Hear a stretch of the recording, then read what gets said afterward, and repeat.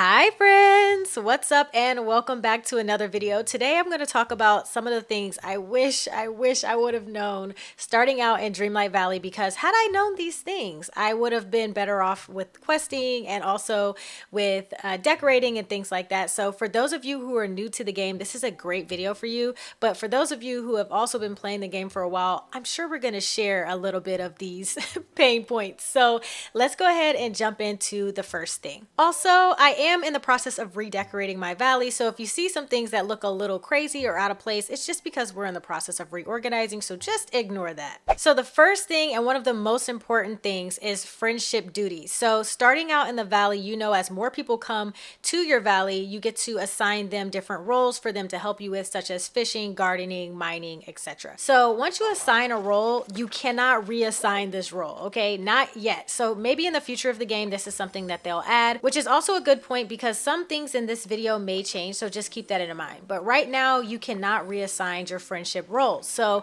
it's a permanent decision once you make it. You want to make sure that you strategically assign people their roles. Valley Spot released a great video where they detailed out the different benefits you get, especially when it comes to gardening. The more people you have as a gardening buddy, the better return on investment you get when harvesting your crops. I'll go ahead and link that video in the description box below, because I think it's a good video for everybody to watch to have a better understanding of this. And I think that it'll probably apply across the board. So in addition to this tip, I would also just throw in, when it comes to gardening, you're going to want some of the characters who are going to be out of the way, I guess is the best way I can say that. So I would recommend Wally, Remy, and possibly Merlin for gardening, because they kind of stay out of the way and they won't interrupt you as you're picking up your vegetables or, you know, harvesting the vegetables when there's like a yellow drop going on, anything like that. It's going to be really important that you pick the right person for gardening specifically, because you're going to garden a lot in Dreamlight Valley. So just make sure you keep that in mind. Now, as you guys know, money in the early game can be quite difficult to come by, but there are some things you can do to earn a little extra money, and this is something I didn't know until like last month. So when you're serving your guests in the restaurant their food, you actually make money off of this. It's crazy. I had no idea. So we got marinated herring, veggie pie, fish salad. Let's go ahead and cook up these meals for them and let's see how much money we make. Okay, so I have all the recipes. Let's start off with the 2-star meal. To my understanding, you actually make more depending on the higher quality meal. So if you have a 5-star meal that you're giving someone, you can make a lot more money. However, let's do the 2-star right now. And to test this, let's take a look. So I have 852,458 coins currently in my inventory. Let's go ahead and serve him his meal. I have your order. Here's your marinated herring. So look at that. I just made money, and actually really good money off of that meal. Go ahead and serve up those restaurant meals, even if your friendship levels are maxed out, because you can make some extra money, especially starting out in the game.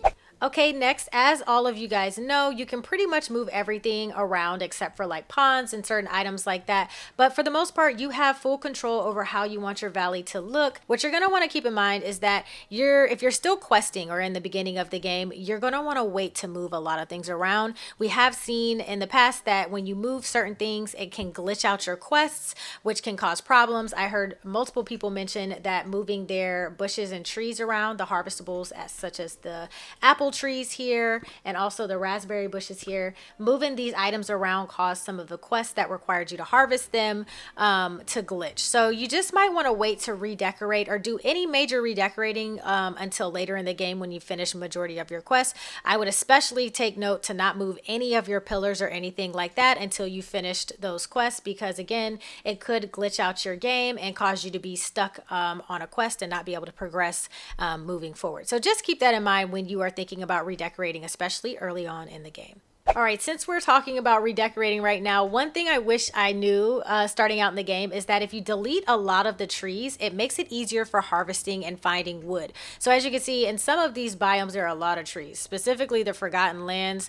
This area has so many trees. So as you delete some of these trees, your wood drops are going to be easier to find because, again, there's less trees, so the wood is going to drop around the trees that are in that biome. So one thing you can also do is maybe put the trees in one area, like you could cluster cluster a number of trees together if you wanted to. I like to keep my valley a little bit more organic. That's just, it does make it a little bit more difficult on me, but that's just my preference. So yeah, just keep that in mind if you are planning on redecorating or you want to make it easier for yourself to find wood. In addition to this tip, okay, if you come down here, let me find a spot. This is a good area. I learned this tip from Lady Lush. She has been creating some Dreamlight Valley content. Love her channel. She's super funny. But I can link that video down below as well if you guys want to see it. But some of the trees, or a lot of the trees, actually have different variations. But this is just really great to know, because if you are looking for maybe a smaller tree when you're decorating, or if you're looking for a bigger tree, you can do that by placing multiple trees down until you get the type of tree that you want. So very good tip, and thanks Lady Lush for sharing that with us. So now let's talk about storage. As a lot of you guys know, or as a lot of you guys will know, storage is an issue in Dreamlight Valley. We're hoping to get better storage options in the future, but for the time being, here's something I definitely wish I knew starting out. So you see this dark wood vintage chest. This is the same chest you can see on the ground right there in the video.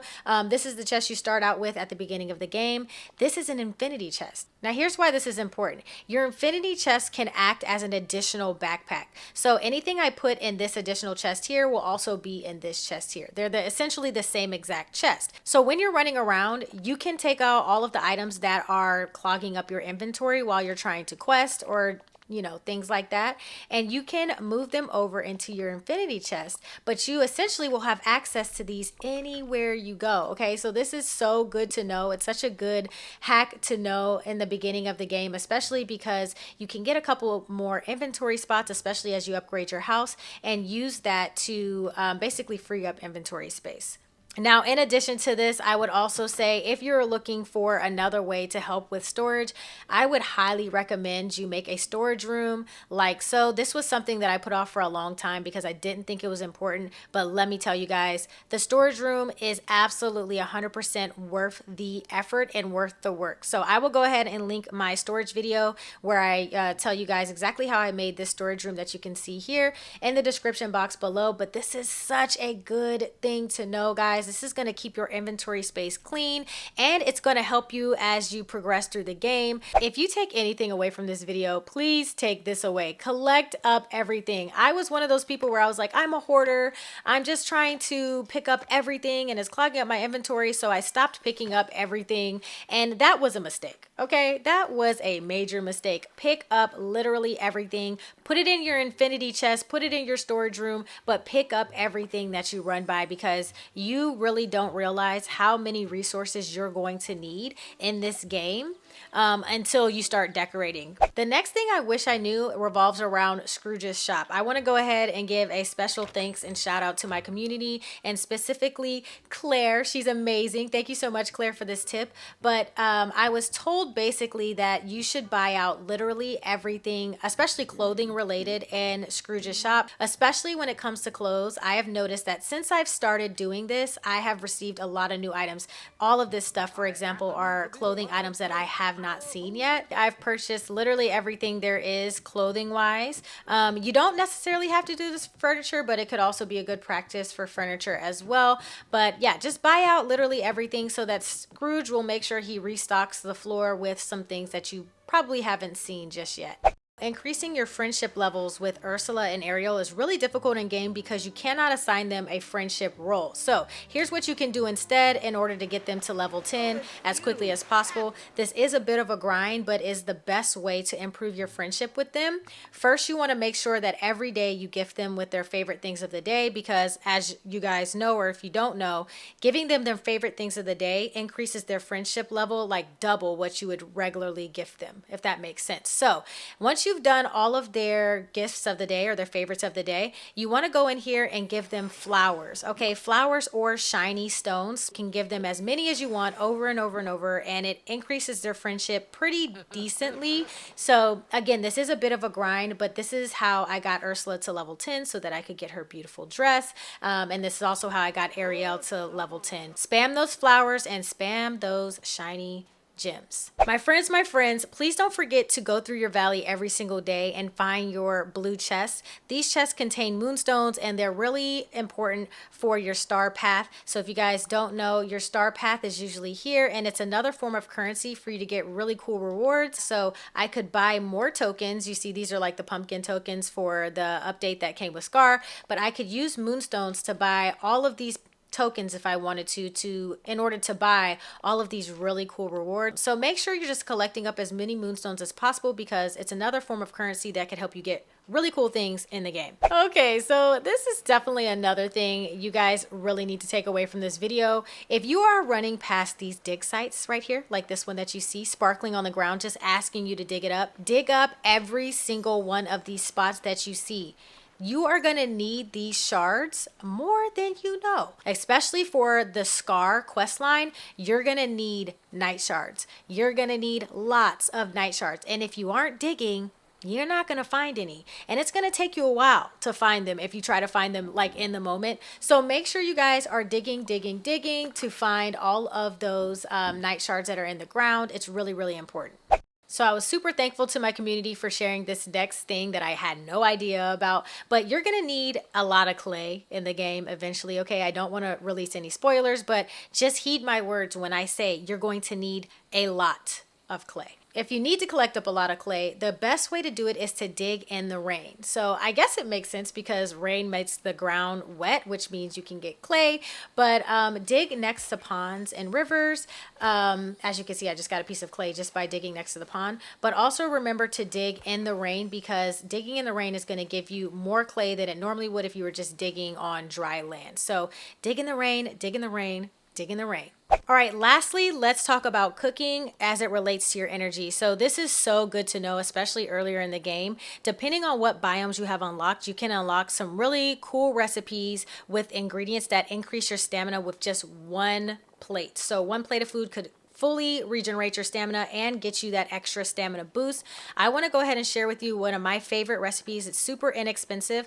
Thank you so much to Lisa in the community who shared this with me. I wish I would have had this earlier on in the game, but it's this berry salad you see here. What you're going to need is raspberries, blueberries, and gooseberries. Even when you're maxed out at level 40, this recipe significantly increases your energy, and it's so cheap and inexpensive to make. Look at that. It's one of the best things I think that you can eat. And again, the best part about it is it's relatively inexpensive to make. It just requires berries, which you can get all of the time with minimal effort. So make sure you guys are crafting up some of those berry salads in order to regenerate your energy as quickly as possible in the game. So that is literally all of the things that I wish I knew starting out in Disney Dreamlight Valley. If you guys have anything that I've missed or anything that you'd like to add, please comment them down below, because new people are joining this game every single day, and I think it could be really helpful for a lot of people to know some of these things. If you would like to support the channel in any other way, check the description box below. I provided some links down there for you guys to support this channel in other ways if that's something that you're interested in. But I just want to say thank you guys so much for watching this video and hanging out today. And until next time, I will catch you all in the next video. Peace.